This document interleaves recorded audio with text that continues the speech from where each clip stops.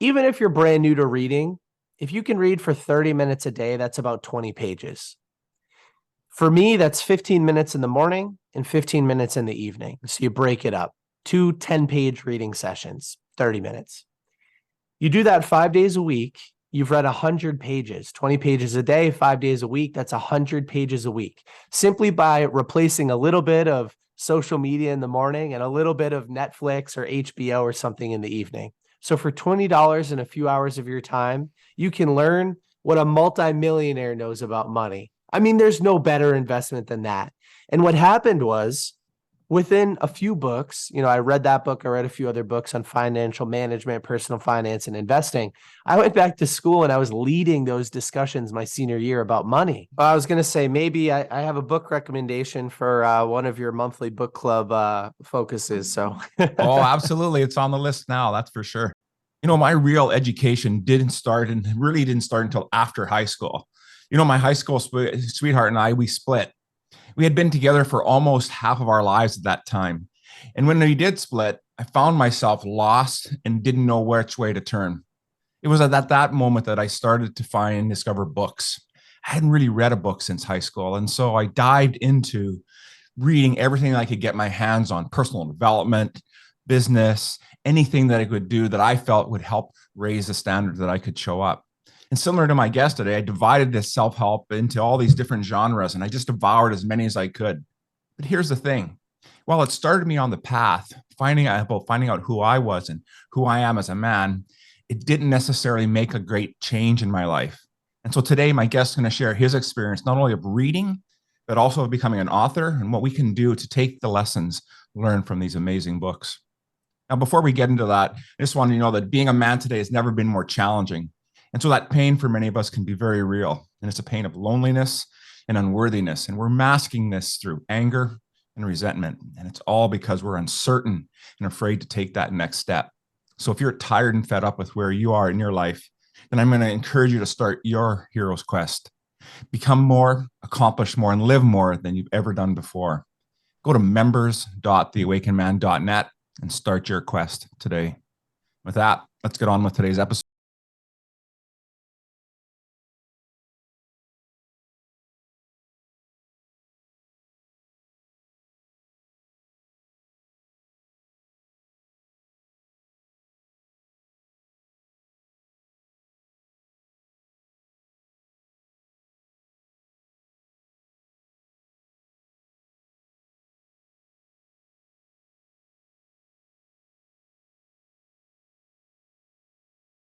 Welcome everyone to the Revolutionary Man podcast. I'm the founder of the Awakened Man movement, Alan DeMonso, and your host.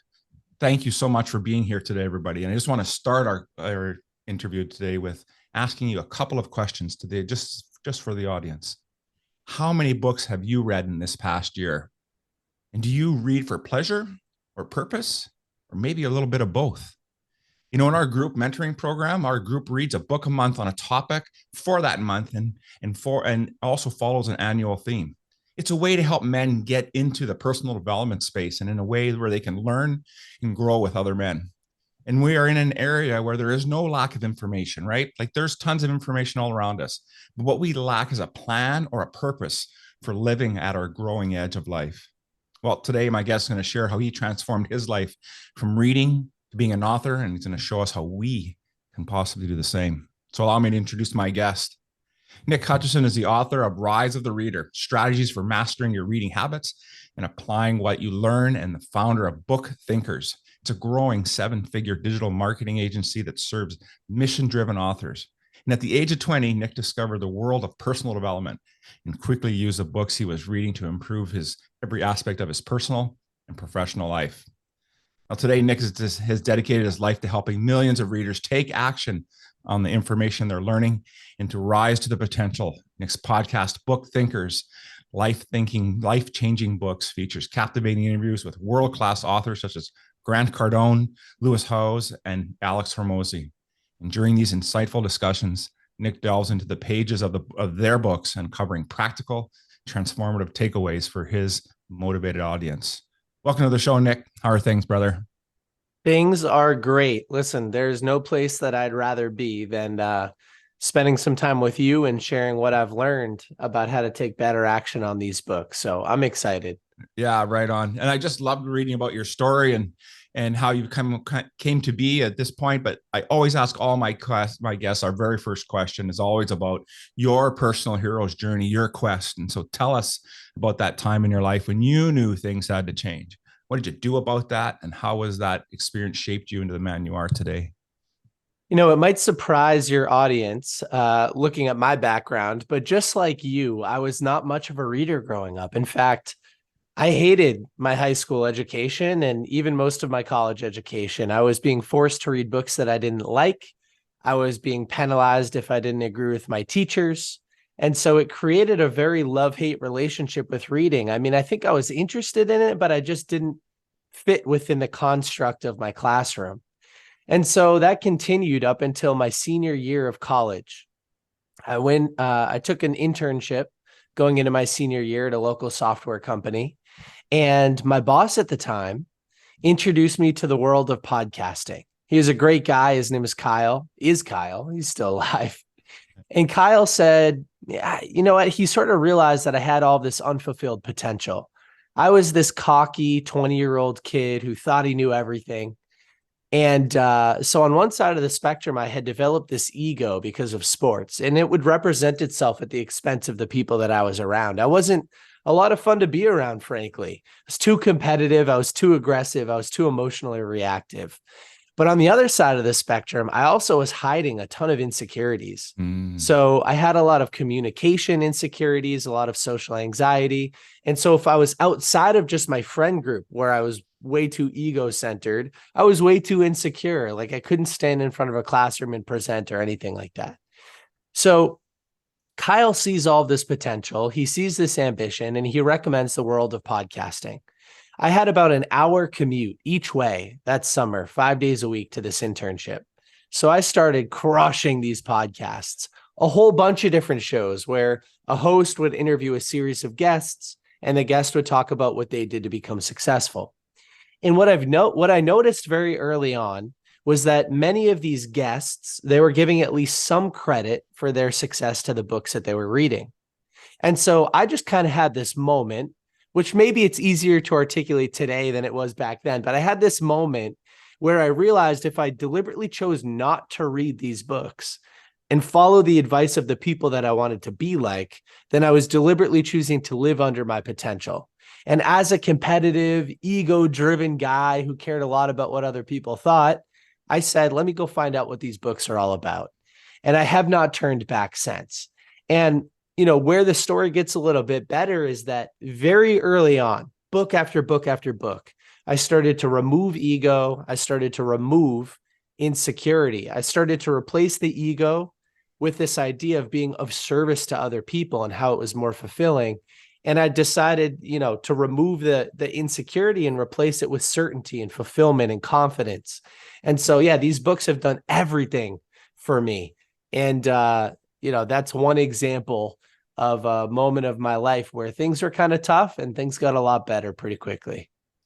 Man, I love that story because it does resonate so much with me. And that point in time in my life was I just turned 30, and everything ended for us, right? And that's not what I had dreamt. I had dreamt that we were going to be, high school sweethearts and right to the end. And then when that didn't happen, I needed to find myself. And we look, and it was actually I met a lady, and she ultimately ended up by becoming my wife, and she introduced me to books. And actually, what she introduced me first was Jack Canfield's cassette series. Now, I'm an old guy, so there was still cassettes. But Nightingale Conan you could get the 6 cassette box set, of self-esteem and peak performance. I got to tell you, I wore that thing out.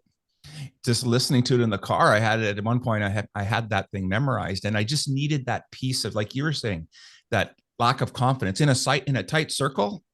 You wouldn't know any different, but getting outside of that circle and expanding who we are, man, that was a struggle. It's just so difficult. And so your story really resonates with me and how that has transformed your life. And so let's fast forward to where we are today. What's alive and real for you right now? Well, today I have 10 people on my team at BookThinkers. We support hundreds of authors a year, helping them promote and market their books. I have a podcast, which you mentioned in the introduction, where I get to interview so many of my favorite authors and spend time with them, ask them follow-up questions to their books, get to know them a little bit better. And then, my very first book, which I was just showing you before we press record, Rise of the Reader, is launching November 1st. And so, yeah, I'm in this space where I enjoy the passage of time. I really love my life. I feel like I am of service to my community on Instagram and the other platforms. We do about 1 million impressions a month. And I believe that the right book at the right time can change somebody's life, especially if they have the right tools to implement it. And so that's my mission, man. They say your purpose comes from your pain. Books help me solve a lot of things in my life. And my purpose is to help other people realize that these books are so powerful. And so that's what I'm doing. I just got married earlier this year. And so, yeah, it's been a busy time, but it's a good time. Well, congrats on the recent nuptials. I'm sure with everything you've learned, and your wife is probably in the same mindset as well. You guys will do phenomenal as a power couple. So great to hear. Yeah, yeah. Cool. Now, obviously, you've read hundreds of books, but there must have been one or two books that really rocked you to the core. I know for me, I had that experience for sure. So why did that happen for you, and how did that change your life? Well, as I started listening to all of those podcasts, commuting to and from that summer internship going into my senior year, so many of those people gave some credit, like I said, to the books that they were reading. And they would always say the first book they read. And I heard some similar names over and over and over and over again. One of them was Rich Dad, Poor Dad by Robert Kiyosaki. And so what was interesting about that book for me, which ended up being my first book, but the reason I decided to read it was because I was a business student who didn't know anything about money. And so that fear, that anxiety, it would get triggered in the classroom setting when kids would start to talk about how much money they were going to make after college, or, these big jobs they were going to go get, or they would use language around financial literacy and investing that I didn't understand. So when I heard a lot of other successful people, successful meaning financially successful people, talking about how they started their journey with Rich Dad, Poor Dad, I was like, I got to give that a shot. So I dove into that book, and I had aha moment after aha moment. It was the very first book I decided to sit down and read. And I'm happy that it was, because if I wasn't so captured, I'm not sure I would have continued to read, because again, I was not a reader just like you.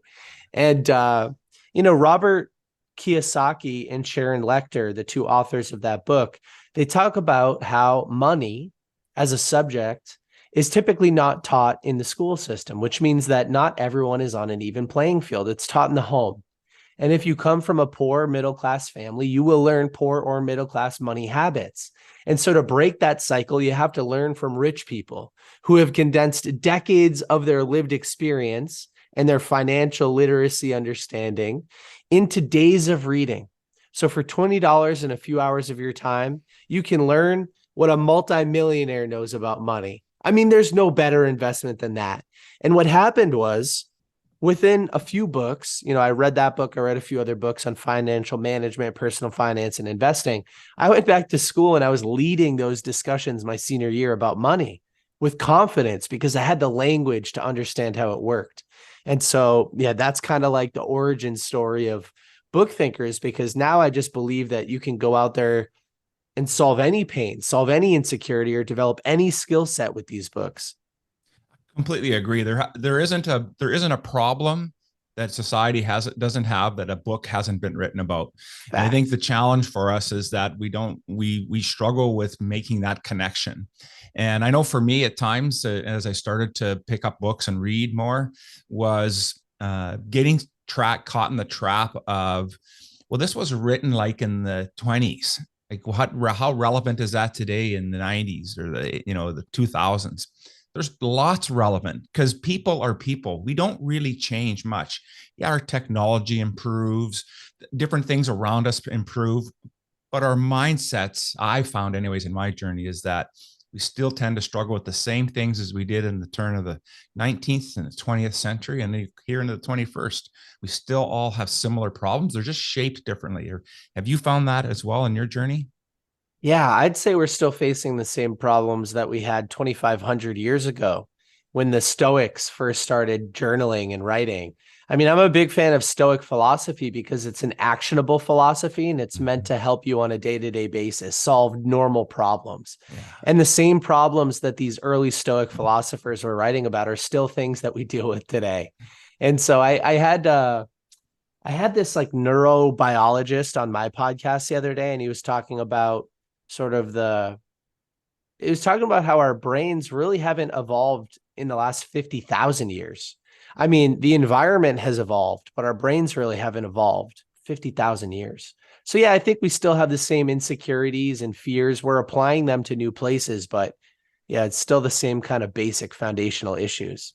And so when you hear somebody like Marcus Aurelius, I don't remember, maybe he's like 300 AD or something like that, writing about the same issues 2,000 years ago, basically, that we're dealing with today. I mean, it's funny, but it's also not funny because most people haven't figured it out, and it's been thousands of years of the same problems. Isn't that the truth, man? Isn't that the truth? You know, it's been said that we're no wiser if we can read than an illiterate, right? And so if we choose to not read, then we're not doing ourselves any service. So what would you say to someone who isn't reading today, that you from so many years ago, and to move them forward to get the idea and really grasp that reading is where you can really improve your life? Yeah, just like you're mentioning, I think that reading is one of the most underutilized skill sets that we all have and choose not to use. So on my bookmarks, I have a Mark Twain quote that says, "The man who does not read good books is no better than the man who can't," which is very similar to what you had just mentioned. Yeah. A couple of things. So sometimes I'll hear people say, well, I can't read. I'm not a reader. I can't read. And I'll always ask them the following question. If I paid you $10,000 to read a book by the end of the month, do you think you could do it? And they're like, well, I could read 5, so it's not a question of whether or not you can read. It's a question of whether or not you value the reading enough to prioritize it in your schedule. So I love to provide the following example as far as math, to kind of start helping people realize it's not impossible. And then I'll talk about what books have done for me.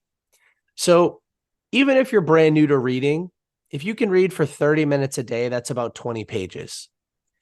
For me, that's 15 minutes in the morning and 15 minutes in the evening. So you break it up, 2 10-page reading sessions, 30 minutes. You do that 5 days a week. You've read 100 pages, 20 pages a day, 5 days a week. That's 100 pages a week, simply by replacing a little bit of social media in the morning and a little bit of Netflix or HBO or something in the evening. Not the whole activity. I'm not a robot, but just let's start to hedge our bets a little bit. Let's start to serve our future self and read a little bit. Most of these books nowadays, I mean, they're getting shorter and shorter and shorter. They're about 200 pages on average. So that's a book every 2 weeks. That's 26 different areas of your life that you can improve, or 26 different pains that you can solve over the next 12 months by just replacing a little bit of social media and a little bit of Netflix. That's a pretty easy and kind of understandable way to get it done. So let me talk about what books have done for me. I'm 29 years old now. I've read hundreds and hundreds of these books over the last 10 years. And I'm happy, I'm healthy, and I'm wealthy. I'm of service to people. I have a great relationship. I have no financial insecurity or scarcity mindsets. I'm confident. I'm working with the world's most amazing people. And I give 98% of that credit to the books that I read. Seriously, I do, because I'm not 29 years old. I'm thousands of years old, because these books condense decades of somebody else's lived experience into days of reading. It's a shortcut. It's a life hack. It's a strategy for improving your life. These books solve problems. They help you develop skill sets. So if somebody listening today is still convinced that it's not worth their time to read a book, I'll give one final example. I'm a small business owner, and last year I read a book called $100 Million Offers by Alex Hormozy. And I went into this book. The author was basically making a promise saying that I could 5 or 10x my average deal size. I'm like, by building a better offer. I'm like, well, that's pretty cool. I have a small business. Let's see what I could do here. So I go through the book. I apply the exercises. This is a $20 book, and it only took me a few hours of my time. Okay. That's the investment. What I learned in that book helped me generate an additional 6 figures of revenue in my business within a handful of months. So a $20 book in a few hours of my time led to over $100,000 worth of additional revenue into my business just by changing a few things. He knew something I didn't. I applied it and it worked. And so again, these books can change everything for you, whether it's your health, your relationships, your personal finances, your happiness, your headspace, your mindset. They do everything. And when I see people choose not to read, it bums me out. Yeah, absolutely. And what a great example of with Alex's book. And I know he's coming out with the $100 million leads now as well. And so that'll be another great one as well. And the quote I wrote down here was, "I'm not 29 years old, I'm thousands of years old." And what a great framework to put when we consider the types of books that we've read, or both of us have read, and anybody that chooses to dive in. We don't recognize the amount of knowledge and wisdom that is being imparted to us if we take the opportunity to read and really apply what we're reading. And today's books for sure are really geared that way, with lessons and little exercises and I think that's what makes reading far more enjoyable. And I think that was what I noticed, a transition from books that were written many years ago, 50, 60, 70 years ago. They weren't necessarily in that format. But today, man, with the way books are structured, there's no reason why you can't get through 2-3 books in a month, really. And so I just think that is just phenomenal. Go ahead. I was going to say, maybe I have a book recommendation for one of your monthly book club focuses. So, oh, absolutely. It's on the list now. That's for sure. I was doing a little bit of research coming in here, and I didn't realize this, but as of 2019, there's about 15,000 self-help books published annually. That's a lot of books, right? And so if somebody was going to get started, and sometimes as guys, we get this idea, well, I got to find the right book. What would you recommend for someone who's interested in starting to dive into reading? Well, what would you recommend for them to do? I have a bunch of different thoughts popping into my brain, so we can go through them together. Number one, when you're first starting out, I do think it's important to pick a book, your first book, by answering one of the following questions. Is there a pain that you're experiencing on a daily basis that you could overcome by reading about how somebody else overcame it? Like something that just bugs you on a daily basis. And Jordan Peterson, in his book Beyond Order, he gave the following math example for something that bugs you on a daily basis, and it's always stuck in my head. So he says, over the next 30 years, if you're experiencing something daily, you follow the math, 30 times 365, you'll experience it about 11,000 times over the next 30 years. So take some time to read about how somebody else overcame the problem. Maybe over the next 30 or 50 days or something like that, you overcome it, and then you avoid the next 10,950 experiences, right? Life doesn't have to be so hard. The right book that helps you overcome some pain can save you a lot of pain in the future. Or is there a skill set that you need to develop to get to where you want to be in life? We all know there's a difference between where we are today and where we want to be. So spend some time thinking about that skills gap. Do you need to be more confident? Do you need to be a better communicator? Do you need to manage your personal finances more efficiently? Do you need to lose weight? What's that look like for you? And read a book about that problem. And so what I'm essentially trying to say is set an intention for the book. When I read a book, I love to follow the SMART goal framework. So I love to set a goal that is specific, measurable, attainable, meaning realistic, relevant, meaning I'm emotionally tied to the goal and it solves a problem or develops a skill set, and time bound. So Alex's new book, $100 Million Leads. Some people are just going to read that book and hope that it changes their life. For me, I just started the book. I set a SMART goal, a SMART intention to find and implement at least 2 lead generation strategies for my business, BookThinkers, because we stink at lead gen, by the end of September. That is specific. It's measurable. I know whether or not the book served its purpose. It's attainable. I didn't say make $100 million by the end of the month. Just find and implement 2 things. It's relevant to my business because we stink at lead gen. And I gave myself a deadline for implementation, the end of the month. So that's setting an intention for the book. You're emotionally connected to the outcome. Therefore, you're emotionally connected to the process of reading it and finishing the book. So that's kind of one way that I'd answer this question.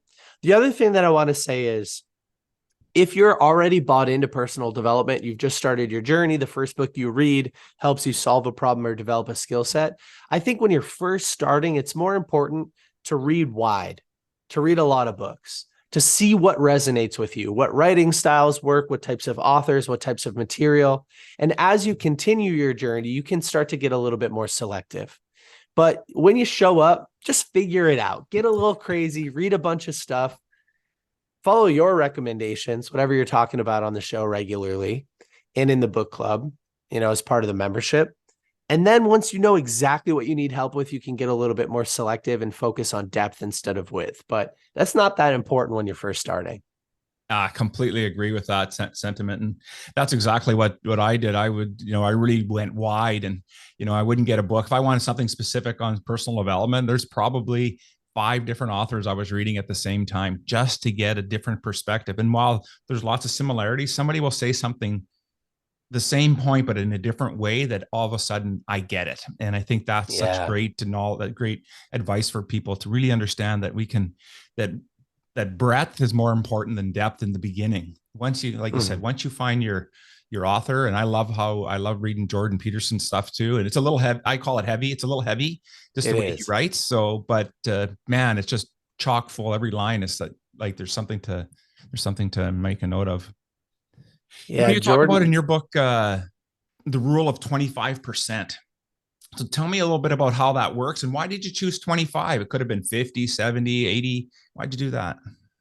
Sure. I watched a video way back in the day where I think it was Tai Lopez being interviewed. Tai Lopez is an internet marketer. Most people don't like him. He's a little cocky, but you can learn something from one of the world's best internet marketers. And so I was watching a Tai Lopez video, and he talked about something slightly different, the rule of 33%. He said you should spend 33% of your time with mentors, 33% of your time with peers, and 33% of your time with mentees, people that you're mentoring. And I thought there was something missing there. I thought, what about time with yourself? That's really important too. So I decided to modify his rule of 33, and I call it the rule of 25. So spending time with mentors, people who have done what you want to do, and they've helped other people get there. I think that's what defines a good mentor. And you can't always spend in-person time with those mentors. So you've got to read good books. You've got to read books about those people. You've got to invest in their courses, podcasts they've been interviewed on. You've got to understand what made that person successful in any area of your life. Doesn't matter how you define success. Follow their path. Again, like you talked about, our human experience is not unique. Billions of people have lived before us. Millions of them have written books, and thousands of those books are probably a good fit for you. So start to read, start to spend time with mentors. Peers. I mean, it's said that we are the average of the 5 people that we spend the most time with. And for me, I want to spend time with people who challenge me, who provide constructive criticism, who call me out, who hold me accountable. I have a whole section of my book about accountability groups, and I think they're very important. Peers are somebody who they're fighting the same fight. And I think it's really important to spend time with them because it's kind of like mutual celebration, a lot of, encouragement, hand holding. And again, it just feels good to be on a team of people doing the right thing. 25% of your time should be spent mentoring other people. I think it's really important to refresh the fundamentals, but it's also really important when you read something, when you learn something, to rework it in your brain and present it to other people. That's a form of repetition, and it strengthens your retention. So that can help you learn more efficiently if you're learning to teach other people. And it feels good, to give what you've had to other people, just like you're doing on this podcast and in your membership group. And the last bucket, the one that I added, 25% of time by yourself. I don't remember the quote exactly, but there's this quote that says something like, all of man's problems stem from his inability to spend 15 minutes by himself. And it's just this idea that, we neglect mindfulness in this fast-paced society. Spend time meditating, reading, journaling, reflecting, thinking. thinking about your life, observing it from a third party perspective. And there are tons of other activities and habits that I recommend in the book on how you can spend some time by yourself. But I love myself, man. And I love spending time by myself just as much as I love spending time with my wife. I'm not scared to be alone. And I think that's happened through practice. And so, yeah, I love that kind of framework because it helps you evenly distribute your time between different things that help you in different ways.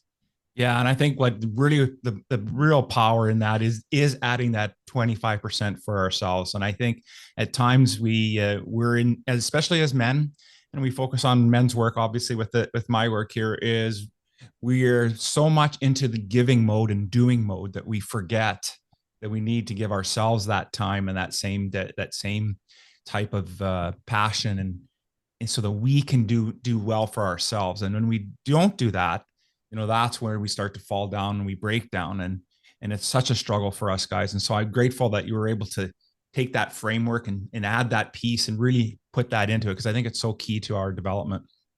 Yeah, me too.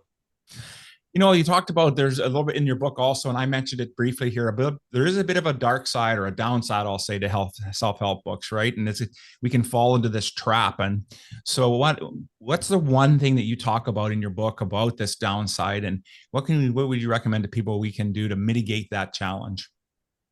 Yeah, I'll say trust but verify. I think what I've realized is that most of these authors, they're out there to help you. And most of these authors, they've had some type of life experience. They want to go serve their younger self, right? Their purpose comes from their pain. They're writing about how to overcome some type of problem. But there are some bad actors in every area of life, more in some areas than others. But I think in the world of personal development, there are some snake oil salespeople. There are some people who are just out there to take your money and sell you into a course. They don't provide action steps. They just provide motivation and inspiration, which does serve a purpose for some people. I mean, I've learned from some people that others don't really enjoy that much. But I say trust but verify. Believe that most of these people are just optimistic out there trying to help. But do your research behind the scenes. See what other people are saying about them. If a book sets unrealistic expectations, for instance, and says that you'll make $1 million by the end of the month if you read this book, don't read that book. That's not realistic. But if somebody does help you with first principles thinking, foundational stuff, it's probably a better book. Realistic expectations. Sometimes too, and I think this happens a little bit in the men's space specifically, is that the books turn into a form of procrastination. The books become more exciting than actually doing the work yourself. And so as far as dating is concerned, a lot of men read books about how to go to a bar and ask a girl out, and they visualize it and they think about it, and they get the best pickup lines, and then they never actually go do it, right? They'd rather spend the time thinking about it in their heads and getting that short dopamine hit when they visualize a girl saying yes or something like that at the bar, and they never go out and do the work, right? These books become a form of procrastination. So there are so many people who read books on entrepreneurship and then they don't start businesses. There are people that read books on dating and they never ask a girl out. There are people that read books on diet and they never actually lose any weight. And it's because they don't put the books into action. They become a form of procrastination because the author, they just write about all this inspiration and visualization, and they don't encourage action. And so, those are a couple of the things that I write about in the books. I mean, there are definitely some downsides to the self-help industry, but I owe literally everything that I have, which I think is great, to the books that I've read. And so at the end of the day, there's more good than bad. Oh yeah, absolutely, for sure. And thank you so much for bringing those 2 points forward. The one about avoidance, and because I caught myself in that trap earlier on, right? And I think part of that journey, as we start to read and we're learning through our pain, is that it's to be able to take that action step, and then going back to your 25% formula, and having that mentor to help you move you through, and that accountability group really gets you to take that next step. And so for sure, I wouldn't be where I am today if it wasn't for the self-help book industry and, authors like Jack Canfield and Warren Bennis and all the folks that I read to get me to that next level. And so there's so much more for it, but to watch for that trap of avoidance is well, I'll just read another one. I need one more book before I take action. You probably don't need to read another book. You need to take some action and then decide what's the next book to read to solve that next challenge on your journey. So in writing this book, what surprised you the most about it? Well, what surprised me the most was how hard it was to write a book. I've worked with hundreds of authors in some type of paid capacity, and I've read hundreds of books. And I just thought, because I'm a disciplined person, I could probably sit down and bang this out in a few months, right? No, it didn't happen like that for me.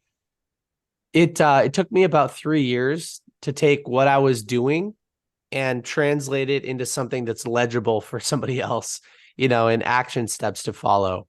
So yeah, writing a book is tough, and I have more empathy, respect, and understanding, I think, for my clients at BookThinkers, because we help authors promote their books.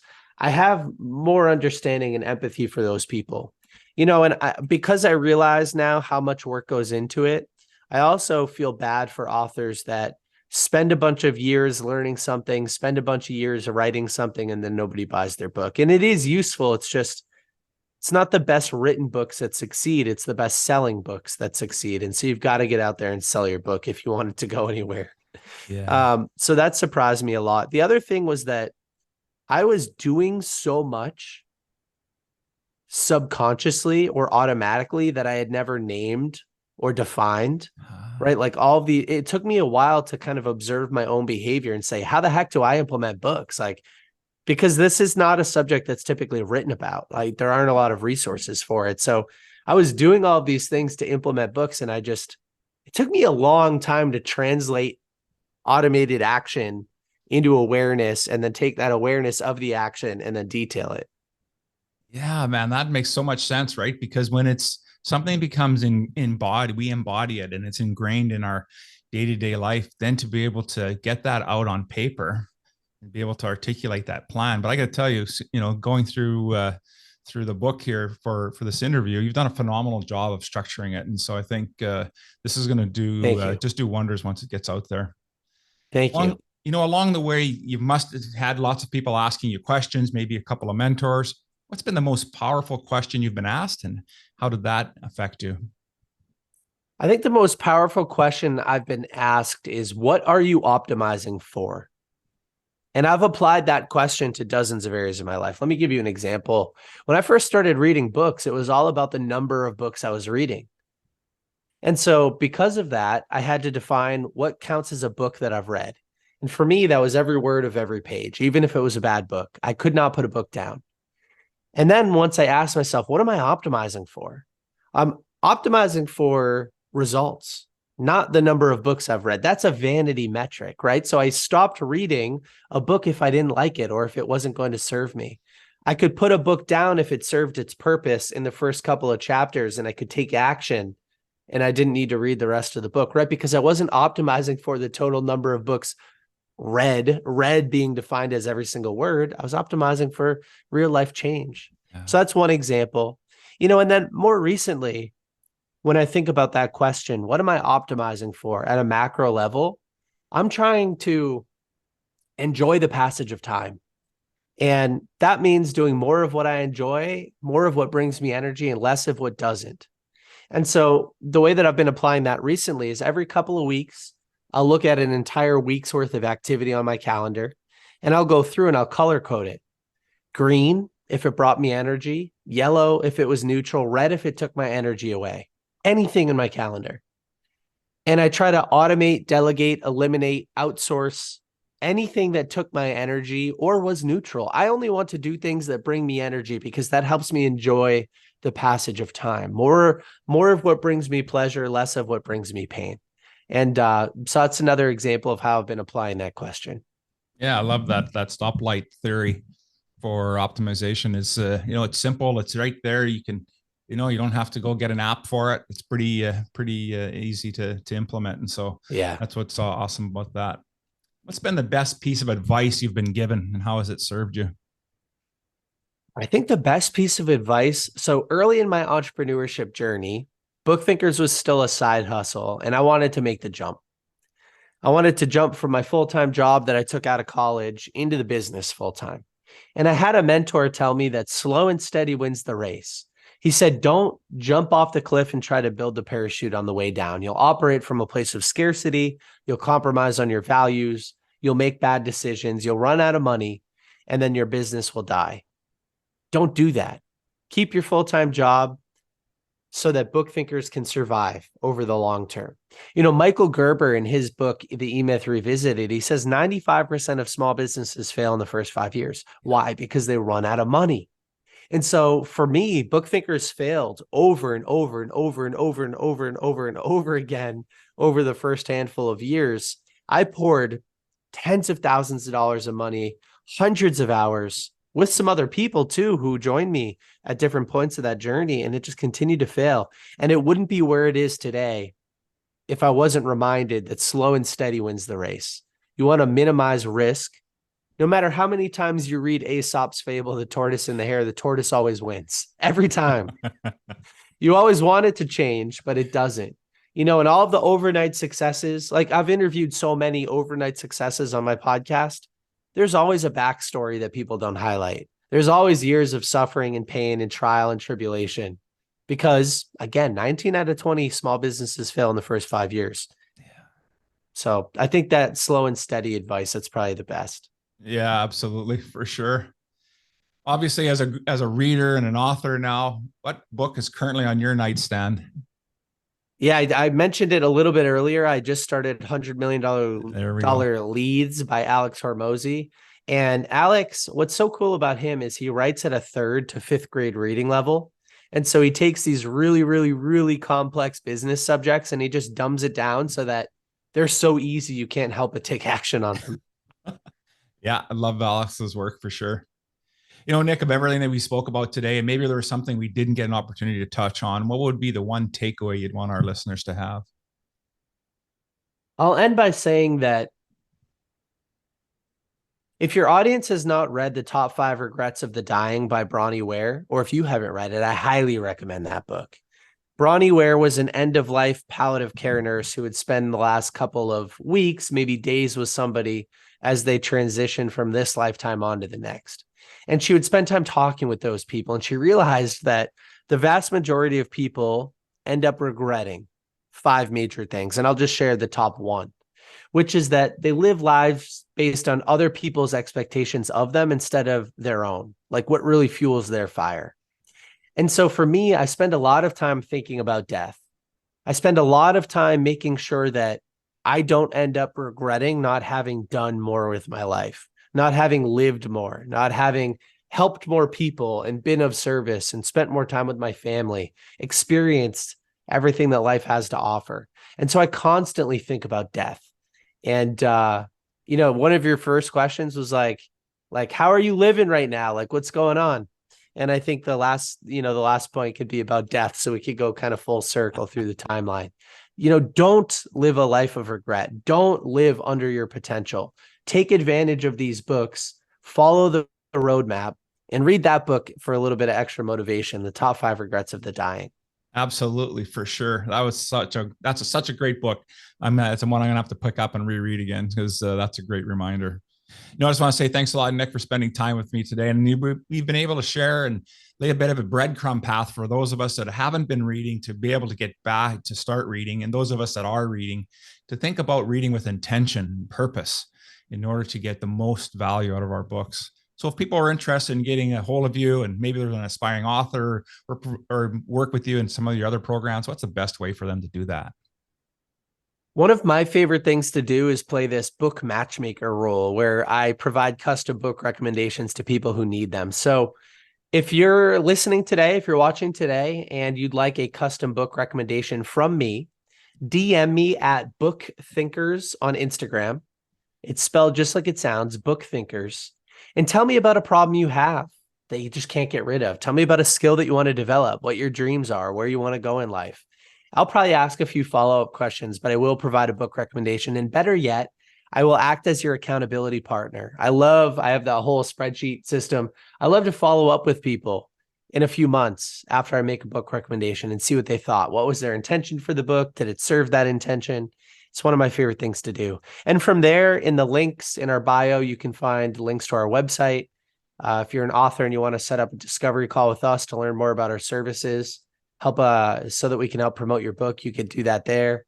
And you can find links to my book, Rise of the Reader: Strategies for Mastering Your Reading Habits and Applying What You Learn, and everything else in my universe. And I just wanted to say thank you. I mean, I'm somebody who tries to focus on gratitude as much as possible. It's a subject that we didn't really talk about today, but it's another one of my favorite things. So thank you for hosting an awesome podcast and for giving me the chance to share what I've learned over the last 10 years reading and implementing these books. Oh man, it's great having you on the show, Nick. You're providing so much value for everyone, and I get so much out of having my guests on, especially folks like such as yourself who've been able to take things that they've read and put them into action and have something that they can now give back to the world. It's truly a hero's journey, and I appreciate you being on.